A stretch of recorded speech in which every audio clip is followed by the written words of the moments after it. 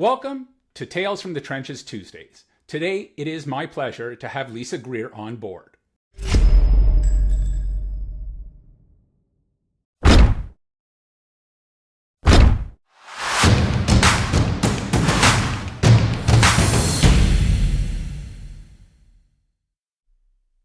Lisa is a fundraising coach, nonprofit changemaker, major donor, and author of the best-selling book Philanthropy Revolution.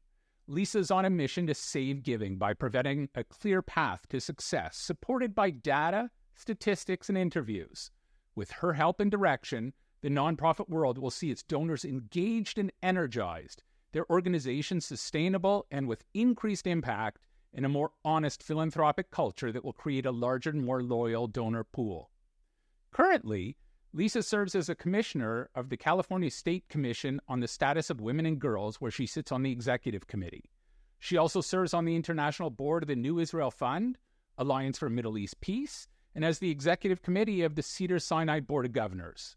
She's also served as commissioner and chair of the Beverly Hills Cultural Heritage Commission and trustee of the Jewish Community Foundation of LA, and as a board member of many organizations, including the LA District Attorney's Crime Prevention Foundation, Make-A-Wish of Greater LA, Girl Scouts, and others. She's recently been appointed to the City of Beverly Hills Community Charitable Foundation.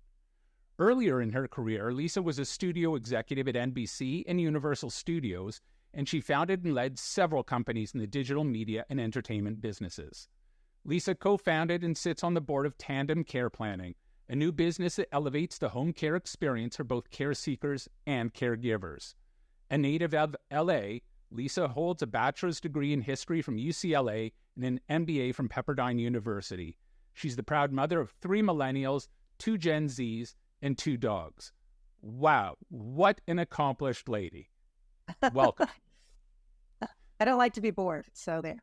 Yeah, most definitely. Most definitely. I read your book, and it was absolutely an amazing book. And I'm going to put a link in the show notes for those that have yet to buy it, so that folks can purchase it. It's really a great read, and we'll get to that in a little bit later. So that kind of brings it into the next question. So as a donor, how do you decide where to give your time, talent, and treasure? So back to what I talked about, earlier, I tried to segregate that into different areas that I was interested in, and I really, they're a little bit different in terms of the time, talent, and treasure. There are a lot of organizations that really want your money; they don't want your talent. Right. There are organizations that are okay with your time, but our sector seems to segregate people into you're either the volunteer or you're the donor, and you can't be both, or you're the board member and you each have your own little box. And and I am much more interested in organizations that value all of those, as well as, let's see, I've got a time, talent, treasure, ties, and testimony.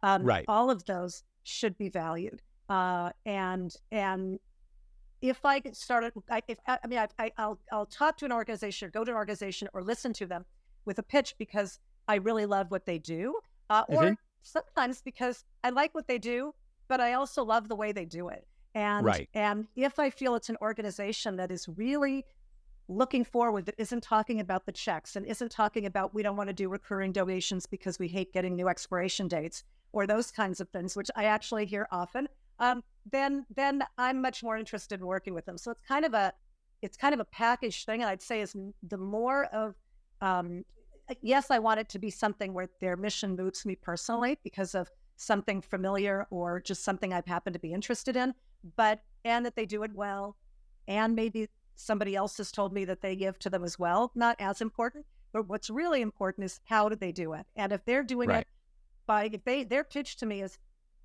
we don't pay our people anything and isn't that great, then it doesn't really matter what they do. I'm going to go. In fact, it will pique my interest to give money to something in that category, and I'll go actively find somebody else in that category who does the right thing, does it the right way. Yeah. Good on you. So when it comes to philanthropy, I've had different philanthropists on this podcast, and I always ask them this question, do you pre-plan your philanthropic dollars and, kind of budget for it for the year? Or is it kind of a reactive and wait for someone to come to you and say, okay, this is what I have, and, by the end of the year, you've expended your allocations per se? Right. So both, and we give most of our giving stems for our donor advice fund. So Yeah. I know how much stock I've transferred into the donor advice fund at any given time. So I have a little bit of an idea in advance of what I anticipate spending that year. That doesn't include quick and dirty things that don't come from the donor advice fund, because it's I don't know, $50 a month that I'm sending to whatever it is, organization or PTA or something like that. Sure. So I think it's a combination of the two. I think it is for large gifts. I do definitely plan that in advance. In fact, I prefer, if I feel very connected to an organization and we have a real relationship, I actually prefer to create a multi-year gift with them. Most of the time, I've had to create that myself. I've had to come to them with that. Rarely am I asked to do that. Yeah. So, like, I don't even know if I've ever been asked to do that. So, but really? It just makes more sense from my budgeting point of view that I can say, look, and also I don't have to have this weird conversation with you every year where you're pretending not to ask me for money, but you're asking me for money. I'm just going to give you money for 3 years, and you'll know that you're getting it, and then leave me alone the rest of the time. And donors in generally, all the other donors I know who do this love it. It's great. Yeah. And then that helps me with this budgeting thing. Yeah. Right. And so when you think about things, do you think about specific organizations, or do you think about like envelopes? This is education. This is Jewish. This is healthcare. Yeah.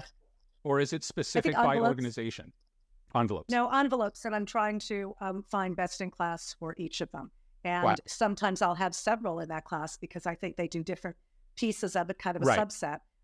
But yes, in general, I don't, after all these years doing it and kind of learning it from nothing, I don't know how you can do it otherwise, because you're getting solicited so often that it's very, very difficult for me to say no. And I know for a lot of people, it's hard to say no, but it makes it much easier when I have a focus. I know that I'm like I just said to you, I'm interested in organizations that where I have some sort of connection with what they do.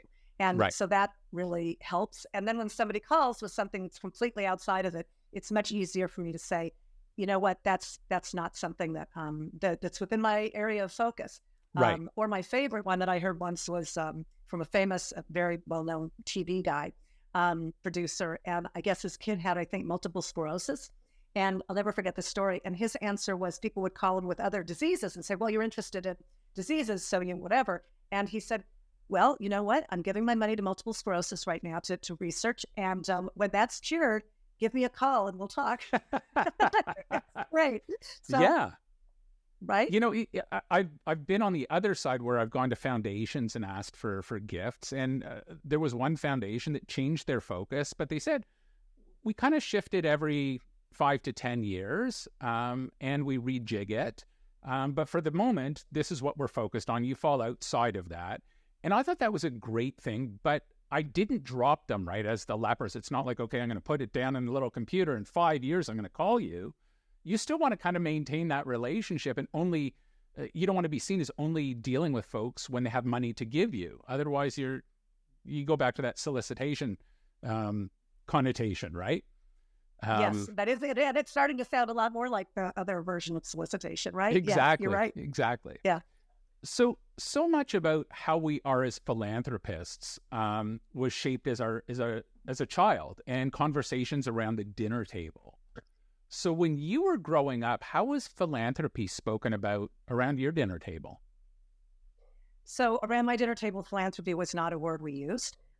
It wasn't because we're bad people. It was because most of the giving was local, or it was, it was synagogue, it was school, it was whatever that was. It wasn't the big time giving. That just wasn't our thing. And so we weren't on the lists. I call it the list. So therefore we didn't get solicited for a lot of those things. And so it was a very local kind of thing like that. And philanthropy or philanthropist, if that word came up, it really had a connotation of kind of cranky, not nice people who had trust funds. That was it. And that was not something that we aspired to be. So it was, it was like a whole, it was like almost like aliens, like those were people from another planet. So I didn't start using the term until, and some people still don't like using the term, but I didn't start using the term until we really were giving major gifts. when during COVID, people were saying, well, we can't give more than 5% from our foundation, there was a lot of panic and people saying, oh my God, we don't know what's going to happen. This is the time to give more.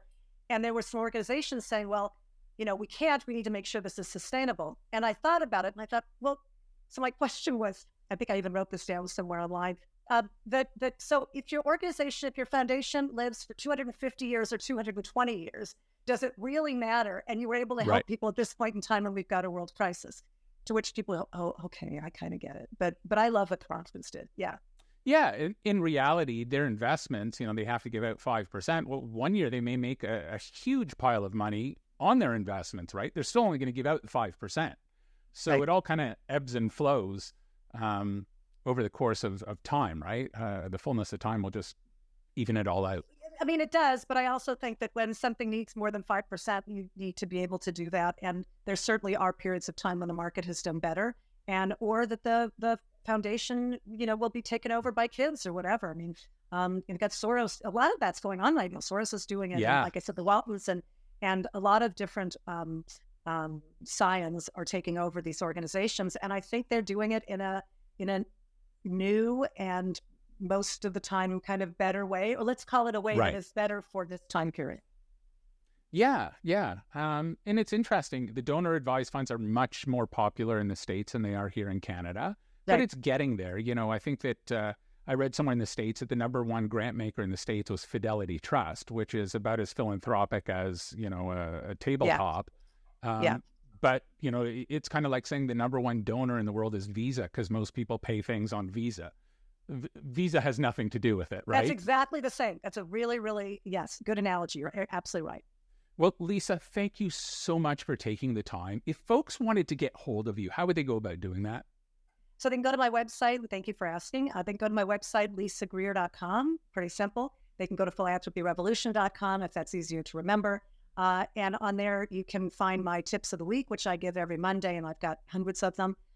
You can like to subscribe to the newsletter, see some of my previous podcasts and webcasts, learn about the books, etc. So it would be great if people go and sign up for the newsletter. Would be great. Amazing. Thank you so much, Lisa. Thank you for having me. This is a real pleasure. Hi, folks. Don't forget to hit the subscribe button right here.